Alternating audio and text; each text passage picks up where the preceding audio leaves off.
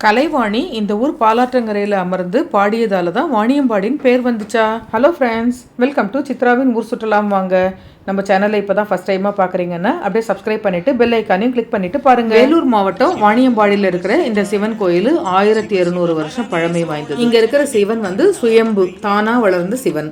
விவசாயி ஒருத்தர் ஏர் உழுதுகிட்டு இருக்கும்போது ஏர் கலப்பப்பட்டு இப்போ இருக்கிற மூலவருடைய தலையில் ரத்தம் பீரிட்டுது. அச்சமுற்ற அவர் ஆட்சியாளர்கள்கிட்ட சொன்னார். அவங்க பார்த்தப்போ நான் இங்கே சக்தி சமேதராக நான் இங்கே இருக்கேன், எனக்கு ஒரு ஆலயம் எழுப்புங்க அப்படின்னு அசரீரி கேட்டுச்சு. அதுக்கப்புறம் இங்கே சின்னதாக ஒரு ஆலயம் எழுப்பப்பட்டுச்சு. பல்லவர்களுடைய ஆட்சியிலையும் சோழ மன்னர்களுடைய ஆட்சியிலையும் கொஞ்சம் கொஞ்சமாக கட்டப்பட்டு முழு ஆலயமாக உருவாச்சு. ஒரு சமயம் படைக்கும் கடவுளான நான்முகன் பிரம்மனுக்கும் அவருடைய மனைவியான சரஸ்வதிக்கும் இடையே ஒரு பிணக்கு ஏற்பட்டுச்சு. தானே படைக்கும் கடவுள், தன்னால் தான் வாணிக்கே நாவன்மை ஏற்பட்டது அப்படின்னு சொன்னார். தன்னை பார்த்து எள்ளி நகையாடுறதா நினச்ச பிரம்மா ஊமையாக கடவுது அப்படின்னு சொல்லி சரஸ்வதிக்கு சாபம் கொடுத்துட்டாரு.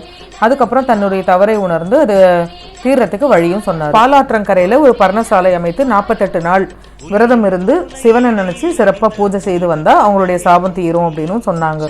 ஒரு மண்டலம் பூஜை முடிஞ்சு நிறைவு நாளில் ஈஸ்வரன் அகமகிழ்ந்து தன்னுடைய உமையாளோட இப்போ இருக்கிற இந்த கோவிலுடைய கருவறையில் அமர்ந்தார். மகிழ்வுற்ற வாணியும் இருவரையும் உபசரித்து அறுசுவை உணவு பரிமாறினான்.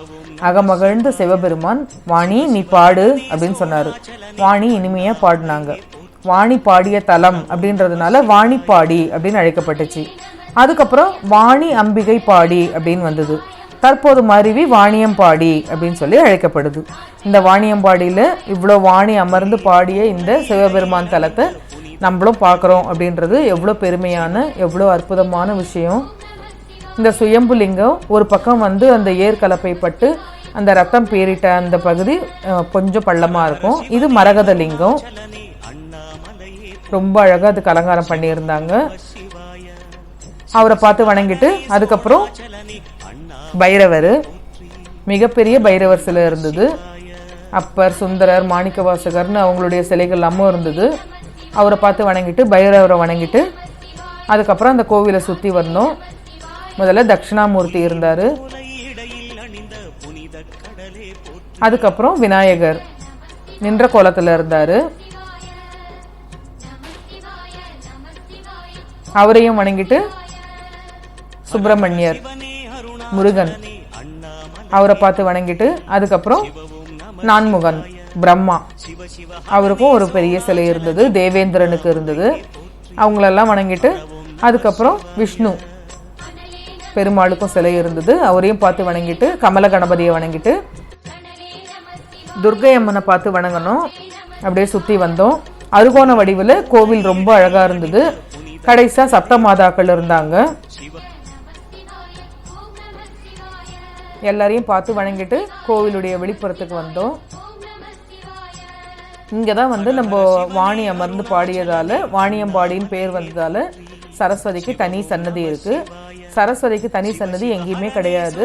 இந்த ஊரில் தான் சிறப்பானதாக தனி சன்னதி இருக்குது. அவங்களையும் பார்த்து நம்ம வணங்கணும்.